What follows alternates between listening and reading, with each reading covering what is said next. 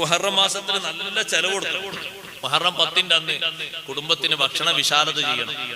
അന്ന് ഭക്ഷണ വിശാലത ചെയ്താൽ വസ്സഅല്ലാഹു അലൈഹി സായിറ സനതിഹി, ആ വർഷത്തിന്റെ ബാക്കിയുള്ള 11 മാസങ്ങളിലും അല്ലാഹു തആല ദാരിദ്ര്യം കൊടുക്കൂല, ഭക്ഷണ വിശാലത കൊടുക്കുമെന്ന് സയ്യിദുനാ റസൂലുള്ളാഹി.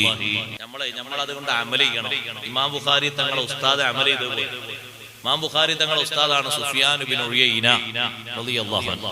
മഹാനവറുകൾ പറഞ്ഞു, ഈ ഹദീസ് അനുസരിച്ച് 50 കൊല്ലം ഞാൻ പ്രവർത്തിച്ചിട്ടുണ്ട്. ഫവജത്തുഹാ കദാലിക്, 50 കൊല്ലം എനിക്ക് ദാരിദ്ര്യം എന്ന് പറയുന്ന സംഗതി തന്നെ ഉണ്ടായിട്ടില്ല. നോമ്പ് നോറ്റാൾക്ക് അങ്ങനെ, നോമ്പ് നോൽക്കാത്ത അങ്ങനെ. ചെറിയ കുട്ടിനെ വിളിച്ച് എനിക്ക് എന്താ വേണ്ടി? കുട്ടി പറഞ്ഞു എനിക്ക് ആട്ടർച്ച വേണ്ടി. കണക്കൂട്ടി നോക്കി 600. മറ്റേ കുട്ടി വെച്ചാൽ കുട്ടി പറഞ്ഞു എനിക്ക് ആവോലിയാ വേണ്ടി. അതാ വരുന്നത്, അതിന് 700. വേറെ കുട്ടി എനിക്ക് ചെമ്മീനാ വേണ്ടത്. നല്ല ചെലവ് കൊടുക്കണമെന്ന്. ഭക്ഷണ വിശാലത ചെയ്യേണ്ട വർഷത്തിലെ ഒരു ദിവസമാണ്. ബാക്കിയുള്ള എല്ലാ മാസങ്ങളിലും അള്ളാഹു വിശാലത തരും.